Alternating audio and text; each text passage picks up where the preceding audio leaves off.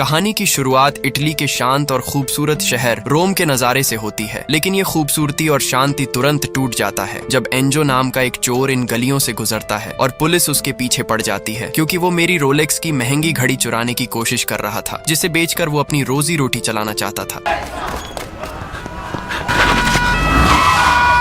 भागते समय एंजो एक कचरा उठाने वाले क्रेन जहाज में छिपने की कोशिश करता है, जो नदी को साफ करने के लिए इस्तेमाल होता है। उसे उम्मीद थी कि पुलिस हार मानकर चली जाएगी, लेकिन इसके बजाय वो जहाज में घुस आते हैं। कोई और रास्ता न होने की वजह से एंजो पुलिस से बचने के लिए नदी में कूद जाता है। पुलिस को उसका कोई सुराग नहीं मिलता और वो चले जाते हैं। जब खतरा टल जाता है तो एंजो ऊपर आने की कोशिश करता है, लेकिन बदकिस्मती से वो फिसल जाता है और नदी के नीचे एक रेडियो एक्टिव कचरे से भरे ड्रम टैंक में गिर जाता है, जिसकी वजह से उसे वहां से निकलने में काफी समय लगता है। हालांकि वो अपने अपार्टमेंट में वापस पहुंच जाता है, लेकिन एंजो को बुखार, उल्टियां और तेज खांसी होने लगती है। उसे पता नहीं कि उसका शरीर एक खतरनाक काले पदार्थ से दूषित हो चुका है। अगले दिन हैरानी की बात ये होती है कि एंजो की तबीयत अचानक सुधर जाती है, जिसके बाद वो अपने पड़ोसी सर्जियो को ढूंढने जाता है, जो उसके अपार्टमेंट से एक मंजिल नीचे रहता है, ताकि वो उसे चुराई हुई घड़ी बेच सके। लेकिन सर्जियो घर पर नहीं होता। एंजो फैसला करता है कि वो सर्जियो के साइट पर उससे मिलेगा। सर्जियो एक माफिया गैंग का मेंबर है, जिसका लीडर एक बेरहम आदमी फेबियो होता है, जो गलती करने पर अपने ही लोगों को मारने से जरा भी नहीं हिचकता। सर्जियो गैंग का सबसे वफादार मेंबर के रूप में जाना जाता है। उस सुबह फेबियो एक मीटिंग में ये तय करने की कोशिश कर रहा था कि कौन इतना हिम्मत वाला है जो हवाई अड्डे से ड्रग की तस्करी कर सकता है। अब क्योंकि उनके गैंग में ये काम करने के लिए कोई भी राजी नहीं होता, सर्जियो खुद ये काम करने का फैसला करता है। मीटिंग खत्म होने के बाद वो एंजो से मिलता है और चुराई हुई घड़ी 1000 यूरो में खरीद लेता है। उसे पता है कि एंजो एक शातिर चोर है, इसलिए वो उसे ड्रग्स की तस्करी के मिशन में मदद करने के लिए कहता है। अब क्योंकि एंजो के पास मना करने का कोई कारण नहीं था, वो हाँ कह देता है, जिसके बाद सबसे पहले वो सर्जियो के साथ उसके घर से कुछ सामान लेने जाता है। वहाँ एंजो की मुलाकात एलिसिया से होती है, जो बहुत खुश होकर एक जापानी कार्टून स्टील जैक के बारे में बात करती है। पहले तो एंजो को उसका बर्ताव काफी अजीब लगता है, लेकिन धीरे धीरे उसे एहसास होता है कि एलिसिया मानसिक रूप से परेशान है। हवाई अड्डे की ओर जाते समय सर्जियो बताता है कि एलिसिया को अपनी माँ की मौत के बाद से गहरा सदमा लगा है, जिस वजह से वो अक्सर असली दुनिया को अपने पसंदीदा एनीमे की दुनिया से जोड़ देती है और आसपास के लोगों को उस कार्टून के कैरेक्टर की तरह मानती है। इसके लगभग आधे घंटे बाद सर्जियो एंजो को हवाई अड्डे पर ड्रग का सौदा करने के लिए ले जाता है, लेकिन माहौल तब बदल जाता है जब उनमें से एक आदमी को ड्रग का ओवरडोज हो जाता है, जिसके बाद उसका दोस्त सर्जियो से उसे अस्पताल ले जाने को कहता है। लेकिन सर्जियो उसकी मदद करने के बजाय उसे एक सुनसान बिल्डिंग में ले आता है और पहले सौदा पूरा करने के लिए कहता है। लेकिन उस कलुआ आदमी को गुस्सा आ जाता है और वो बिना सोचे समझे सर्जियो पर गोली चला देता है। एंजो जो ये सब देख रहा था, उसे भी गोली लगती है और वो ऊपरी मंजिल से नीचे गिर जाता है। लेकिन हैरानी की ये बात है कि वो इतने ऊपर से गिरने के बाद भी बस थोड़ी देर के लिए बेहोश हुआ होता है और गोली लगने के बावजूद वो एकदम सही सलामत होता है, जिसके बाद वो हैरान होकर वहाँ से भागने लगता है और अपने अपार्टमेंट लौटता है। घर पहुँचने पर फिर से वो एलिसिया से मिलता है, जो अभी भी अपने पिता के लौटने का इंतजार कर रही थी। लेकिन एंजो उसे हकीकत नहीं बता पाता और सीधे अपने कमरे में चला जाता है। कमरे में आने के बाद वो अपने कंधे को देखता है जहाँ उसे गोली लगी थी, और अजीब बात यह है कि उसे जरा भी दर्द नहीं हो रहा होता। इसके बाद वो सोफे पर बैठकर फिल्मिटी की मूवी एक्सप्लेन का मजा ले रहा होता है, तुम लोगों की तरह। लेकिन उसी वक्त एलिसिया उसके दरवाजे के बाहर शोर मचाने लगती है। गुस्से में एंजो अपने लोहे के दरवाजे की ओर जाता है और उस पर एक जोरदार मुक्का मारता है और वो लोहे का दरवाजा एक झटके में टूट जाता है। तभी एंजो को एहसास होता है कि अब उसके पास असाधारण शक्ति है। दरअसल ये शक्ति उसे रेडियो एक्टिव कचरे से भरे ड्रम टैंक में गिरने की वजह से मिली होती है। इस चीज को यकीन में बदलने के लिए वो फ्रिज को हिलाता है, जो उसे काफी हल्का लगता है। फिर वो एक मोटे लोहे की रॉड को भी आसानी से मोड़ देता है और आखिरी में उसे एक एटीएम लूटने का ख्याल आता है, जिसके बाद एंजो हुडी और मास्क पहनकर एक एटीएम मशीन चुराने जाता है और अपनी शक्ति की वजह से उसे आसानी से उखाड़कर अपने घर ले जाता है और एटीएम से मिले पैसे से पिज्जा बर्गर खाता है और ग्रोसरी का ढेर सारा सामान घर ले आता है। अगले दिन उसे ये देखकर हैरानी होती है कि उसका गोली का घाव पूरी तरह गायब हो चुका है, जैसे कुछ हुआ ही ना हो। इसके बाद जब वो अपार्टमेंट से बाहर निकलता है तो देखता है कि फेबियो का गैंग एलिसिया को परेशान कर रहे हैं, जो कि सर्जियो का पता लगाने की कोशिश कर रहे हैं, जो ड्रग्स का पैकेट लेकर वापस नहीं लौटा। फेबियो खुद दबाव में है क्योंकि उसे नूनजिया, जो कि उससे भी बड़ी हरामी गैंग की लीडर है, उसे उसके पैसे वापस करने हैं। एलिसिया से उसके पिता के बारे में पूछा जाता है, यहाँ तक कि वो लोग उसके साथ दुष्कर्म करने की भी सोचते हैं। लेकिन इससे पहले कि कुछ बुरा हो, एंजो हुडी और मास्क पहनकर खिड़की तोड़कर आता है और फेबियो के गुंडों को उठा उठाकर पटकने लगता है।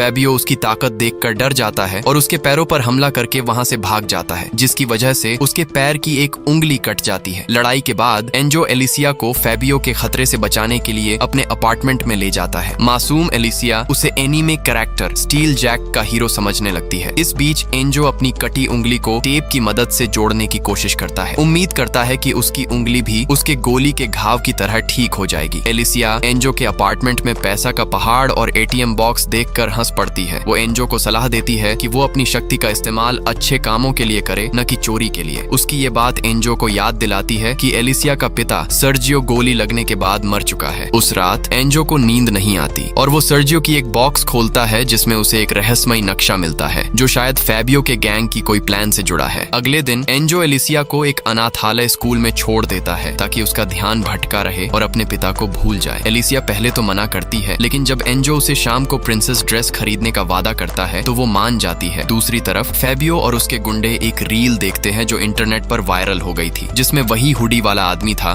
जिसने उनकी कुटाई की थी। वो लोग उसकी पहचान करते हैं और सर्जियो के गायब होने का पता लगाने में लग जाते हैं। दूसरी ओर एंजो अपनी चोरी की हरकतें जारी रखता है और जब रात को वो अपनी पसंदीदा फिल्म देखने जाता है तो उसे एक एनीमे की कैसेट मिलती है जिसे एलिसिया भूल गई थी, और जब वो पहली बार एनीमे देखता है तो वो उसे काफी पसंद आती है। दूसरी तरफ लगातार नूंजिया गैंग के गुंडे पैसों के लिए फेबियो को परेशान कर रहे थे और आखिरकार दबाव में आकर फेबियो सर्जियो के साथ बनाई गई पुरानी प्लान के मुताबिक कैश वैन को लूटने का फैसला करता है और अपने गुंडों के साथ फेबियो हथियारों के साथ सड़क के मोड़ पर तैयार रहता है। लेकिन बदकिस्मती से इससे पहले कि वो लोग कुछ कर पाते, कोई और उस गाड़ी को रोककर पैसे लूट लेता है और वो कोई और नहीं बल्कि एंजो ही होता है।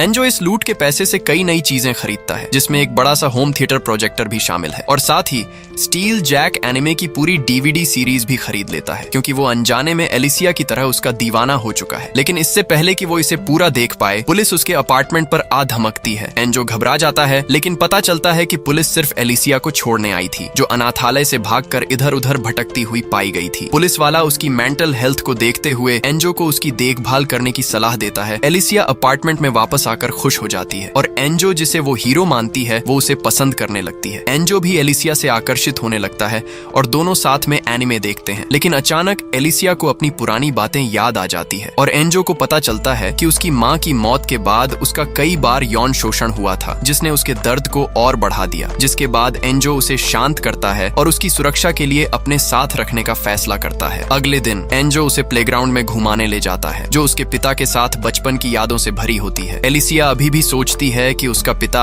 एनीमे की तरह नरक की गुफा में है। इस तरफ फेबियो का एक साथी उसकी लीडरशिप से तंग आ चुका है और वो फेबियो को अपना घमंडी रवैया छोड़ने की सलाह देता है, लेकिन उसकी सलाह मानने के बजाय फेबियो उसे अपने पालतू जंगली कुत्तों से मरवा देता है। दूसरी ओर एंजो एलिसिया को मॉल ले जाता है ताकि वो खुश हो सके। एलिसिया, जो पहले आसानी से घबरा जाती थी, अब वो खुलकर हंसने लगती है। एंजो अपने वादे के मुताबिक एलिसिया के लिए एक प्रिंसेस ड्रेस खरीदता है। ये पल उनके रिश्ते को और मजबूत कर देता है। एंजो, जिसकी जिंदगी का कोई मकसद नहीं था, उसे जीने की एक वजह मिल गई है, जबकि एलिसिया को रक्षक मिल गया जिसकी उसे हमेशा जरूरत थी। लेकिन एंजो और एलिसिया की ये खुशी ज्यादा देर नहीं टिकती। एलिसिया एंजो से अपने पिता सर्जियो को नर्क की दुनिया से लाने की जिद करने लगती है। एंजो गुस्सा हो जाता है और अनजाने में कह देता है कि सर्जियो मर चुका है। ये सुनकर एलिसिया नाराज हो जाती है और अकेले ट्राम में चली जाती है। एंजो तुरंत उसका पीछा करता है और अपनी पूरी ताकत लगाकर ट्राम को रोक देता है, सिर्फ माफी मांगने के लिए, इसकी परवाह किए बिना कि उसकी असलियत खुल सकती है। और होता भी ऐसा ही है। उसकी इस हरकत को लोग रिकॉर्ड कर लेते हैं और लोगों को वो एटीएम लूटने वाला सुपर विलेन लगने लगता है। दूसरी तरफ मजबूरी में फेबियो मार्सेलो नाम के एक लेडी बॉय से कर्ज लेने का फैसला करता है, लेकिन ठीक उसी वक्त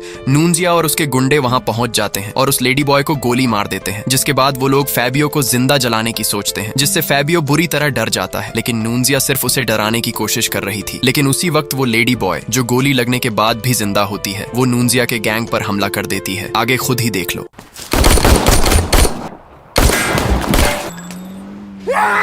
नूंजिया के गुंडों को मारने के डर से फैबियो अपने ठिकाने पर लौटता है, लेकिन वहाँ का माहौल देखकर वो हैरान हो जाता है। वो देखता है कि उसके सारे गैंग मेंबर मर चुके हैं। उसी वक्त टीवी पर सुपर विलन की न्यूज चल रही होती है और फैबियो को पता चलता है कि वो एंजो ही है। इधर एंजो भी वायरल होने के बाद एलिसिया को लेकर किसी सुरक्षित जगह पर भागने का फैसला करता है, लेकिन फैबियो और उसका एक बचा साथी ताजी चुपके से उनका पीछा करते हैं। एंजो और एलिसिया एक होटल में रुकते हैं, लेकिन आराम करने से पहले उन्हें किसी का फोन आता है और आगे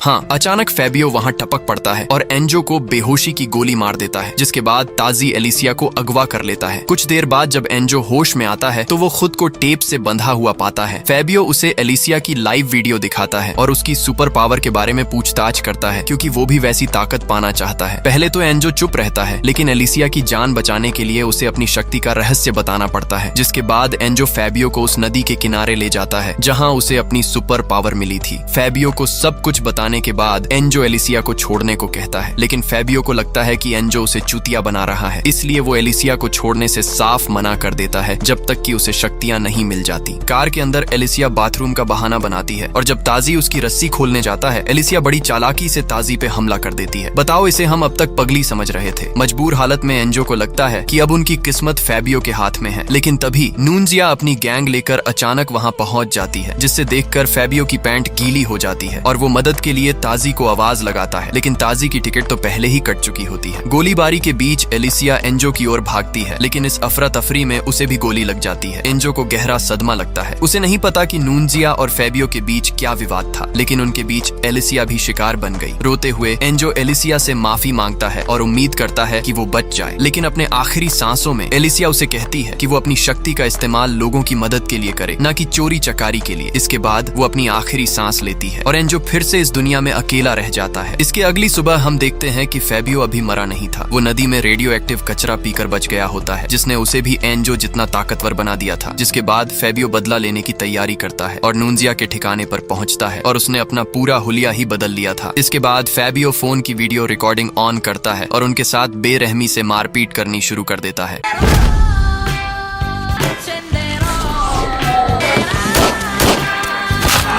आखिरी में फैबियो नूंजिया के साथ डांस करता है और उसकी रीढ़ की हड्डी तोड़कर उसे मार देता है। अब जरा सोचो, जो इंसान पहले से ही कमीना है और ऊपर से उसके पास आम इंसान से ज्यादा ताकत आ जाए तो वो आगे क्या करेगा। खैर, इस तरफ दुख में डूबा एंजो अपनी जिंदगी का रास्ता खो चुका था, लेकिन एक घटना अचानक सब बदल देती है। एंजो एक कार दुर्घटना देखता है जहाँ 2 पुलिस वाले एक महिला को बचाते हैं, लेकिन एक छोटी बच्ची अभी भी कार में फंसी होती है। बिना सोचे एंजो अपनी शक्ति का इस्तेमाल कर उस बच्ची को बचा लेता है। उसके इस हीरोइक काम के लिए बच्ची की माँ उसे बहुत बहुत धन्यवाद देती है। तभी एंजो को एहसास होता है कि दूसरों की मदद करने से दिल को सच्ची खुशी मिलती है। उसे एलिसिया की कही आखिरी शब्द भी याद आते हैं कि वो अपनी शक्ति को अच्छाई के लिए इस्तेमाल करे। उसी वक्त वो टीवी पर न्यूज देखता है जिसमें फैबियो का नूंजिया गैंग को अकेले मारने का वायरल वीडियो दिखाया जाता है। इस बार फैबियो ऐलान करता है कि वो एक भीड़ भाड़ वाली जगह पर बॉम्बिंग करेगा, क्योंकि वो चाहता है कि दुनिया उसे सबसे खतरनाक विलन के रूप में देखे। फैबियो की ये बात सुनकर एंजो बिना देरी किए एस रोम स्टेडियम की ओर दौड़ता है, लेकिन एंट्री बंद होने की वजह से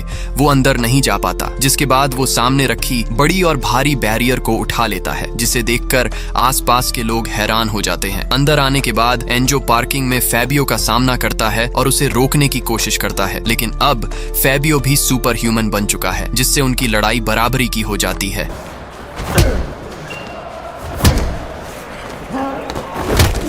फैबियो एंजो का मजाक उड़ाता है और उसे स्टेडियम के अंदर मुकाबले के लिए चुनौती देता है, लेकिन वो उसे गुमराह करके वहां से भाग जाता है। जिसके बाद वो गाड़ी में रखी बॉम्ब एक्टिव कर देता है, जो कुछ ही मिनटों में फटने वाला होता है। एंजो ये देखकर घबरा जाता है और बिना ज्यादा सोचे बॉम्ब को स्टेडियम से दूर ले जाने लगता है, लेकिन फिर से फैबियो आ टपकता है और उसे रोकने की कोशिश करता है। और अब बस 1 ही मिनट बाकी थे, जिसके बाद कई लोगों की जाने जाने वाली है। फैबियो बॉम्ब के पास जाता है और उसकी टाइमिंग कम कर देता है, लेकिन इससे पहले कुछ बुरा हो, एंजो फैबियो और बॉम्ब के साथ नदी में कूद जाता है। और अब बस कुछ ही सेकंड है और ये हुआ ब्लास्ट।